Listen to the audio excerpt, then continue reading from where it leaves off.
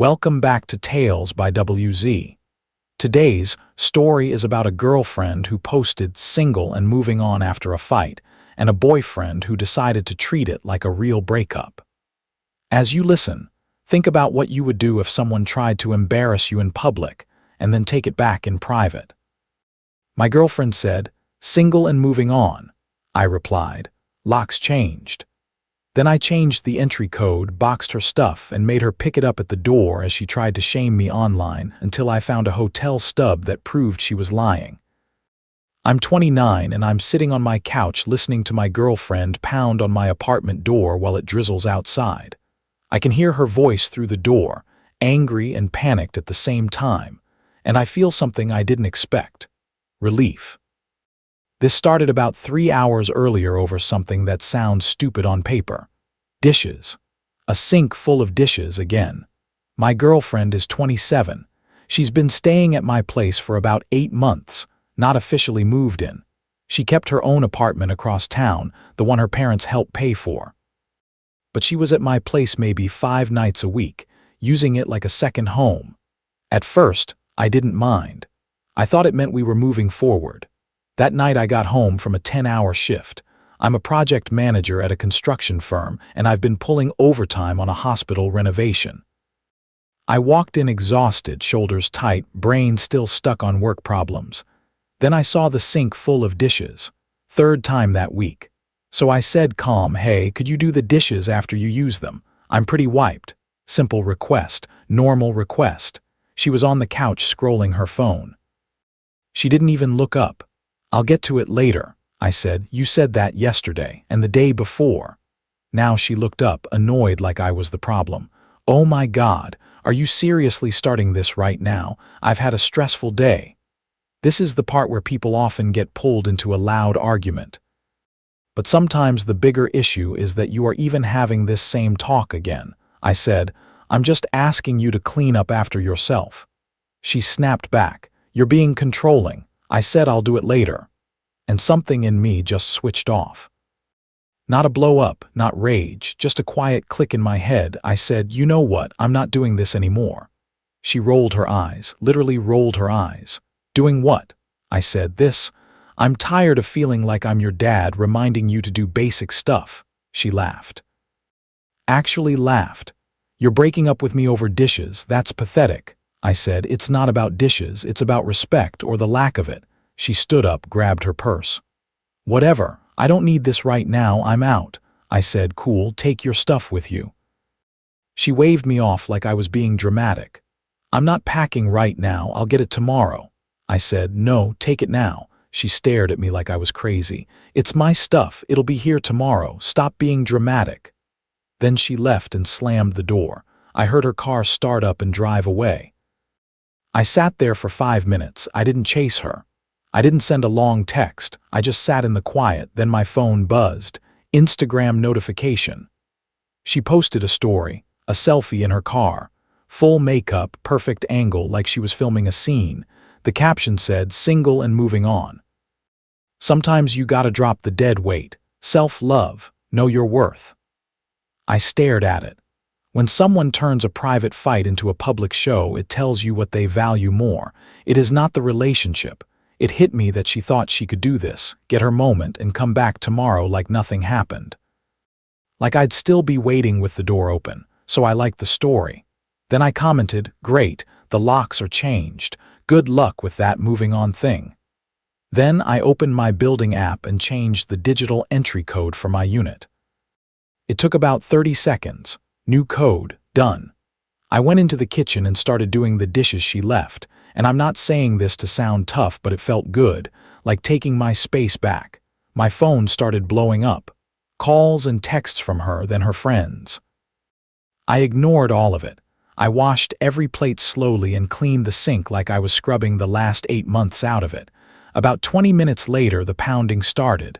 "Open the door, this isn't funny." I walked to the door and spoke through it. "Your post said you're single. So good luck with your new single life. Are you serious right now? It's raining, let me in. It's drizzling, you'll survive. My stuff is in there." "Yeah, about that. You can arrange a time to pick it up during daylight hours with notice." You can't do this. Actually, I can. It's my apartment, my lease, my locks. You're being insane over a stupid Instagram post. No, I'm being serious about you dumping me. You wanted to be single, congratulations. More pounding. I didn't mean it, I was upset. Cool, you can be upset at your own place. The one your parents pay for. Silence for a second. I don't have my toiletries, they're inside. You should have thought of that before posting that you're single and moving on. Then she tried one last threat. People are going to think you're psycho. I said, people are going to see you dump me publicly and I took you seriously. That's on you. She stayed outside for about an hour. I could hear her on the phone, probably calling friends, trying to turn it into a rescue mission. I went back to the couch, turned on Netflix and turned the volume up. Eventually she left. By the next morning I had about 50 texts. Her friends were calling me abusive. They were calling it financial abuse. They were saying I couldn't lock someone out of their home, but it wasn't her home. It was mine, my name on the lease, my furniture, my security deposit. Then she posted another Instagram story. This time it was a screenshot of our texts, edited to make her look calm and make me look cruel with a caption about toxic men who can't handle strong women. I didn't argue online. I didn't comment back. I didn't defend myself in her comment section. If someone needs a crowd to feel right, you can't talk them out of that. That afternoon, my building manager called me. Your girlfriend is in the lobby saying you stole her belongings. I said, she's not my girlfriend. She made that clear. And I didn't steal anything. Her stuff is here. She can arrange a time to get it. He said, she's causing a scene. I said, call security. I'll be down in 20 minutes. When I got to the lobby, she was there with two friends, both staring at me like I was a villain. She said, give me my keys. I said, I changed the locks. Your keys don't work. Then give me the new code. I said, why would I do that? You're single now. Remember. Her friend stepped forward. Dude, you're being a total jerk. Just let her get her stuff. I said, I'm not stopping her from getting her stuff. I'm setting a time and a boundary. Then she pulled out her phone. Fine, I'm calling the police. She called right there in the lobby on speaker, like she wanted everyone to hear. She told the dispatcher, my boyfriend locked me out of our apartment and won't let me get my belongings. The dispatcher asked, is your name on the lease? She paused. Well, no. The dispatcher asked if she was in danger. She said no. Then the dispatcher told her it was a civil matter and she'd need to coordinate a time to pick up her belongings or pursue it legally. That moment was quiet. Even her friends looked uncomfortable. I said, tomorrow between 2 and 4 p.m., I'll have everything boxed by my door. One trip. Bring whoever you want to carry things. You don't come inside. You take what's yours from the doorway and you leave. She started to argue. I said, that's the offer. They left. That evening, I boxed up her stuff. Clothes, toiletries, decorative pillows, her laptop charger, books, a yoga mat she used maybe twice. It all fit into 5 medium boxes and 2 bags. While packing, I found 2 receipts that made my stomach tighten. One was from a fancy restaurant I'd never been to. $180 for 2 people, dated 2 weeks earlier. That night she told me she was having a girls' night. The other was a hotel parking stub from downtown. From the same week she said she was visiting her sister. I took pictures of both, not to start a war, but because I could see where this was going. When someone starts rewriting reality, proof becomes your seatbelt. That night her mom texted me. What is going on? My daughter is devastated. She says you kicked her out over nothing. I sent her the screenshot of the Instagram story and said, she dumped me publicly. I took her seriously. Her mom said, she didn't mean it. She was emotional. I said, she's 27, old enough to mean what she posts. Her mom told me her daughter had nowhere to go. I said, she has her own apartment, the one you helped pay for. No reply after that. The next day at 2 p.m. on the dot, she showed up with 2 friends and her younger brother. Her brother looked embarrassed before we even started. I opened my door just enough to see them. The boxes were stacked in the hallway. It's all there. Take it and go, she said. I need to check and make sure you didn't take anything. I said. Check from here. You're not coming in. She dug through boxes in the hallway, pulling stuff out like she wanted a fight. Where's my straightener? She demanded. I said, pink one is in the bag on the left. My laptop. I said, you took that when you left. She paused. Oh, right. Then she pointed at something else. Where's my jewelry box? The wooden one, that's mine. You borrowed it. I said, no, that's mine. I bought it at an estate sale 2 years before we met. You're stealing from me. So I pulled up a photo on my phone. Me holding that box the day I bought it, time-stamped long before we dated. Her face fell. I said, anything else you want to accuse me of? Silence. They loaded everything up and left. Her brother mumbled, sorry, man, as he carried the last box. When I closed my door, locked it, and sat down, it felt like my apartment finally belonged to me again. Over the next week, she tried every angle. First, guilt. Long texts about how I was the love of her life and she made a mistake and we should talk. I replied once. You made your feelings clear on Instagram. Move on like you said you would. Then anger. She called me controlling, emotionally abusive, a narcissist. She said I was gaslighting her by taking her post seriously. Some people call it gaslighting when you simply refuse to pretend. Her friends started DMing me too.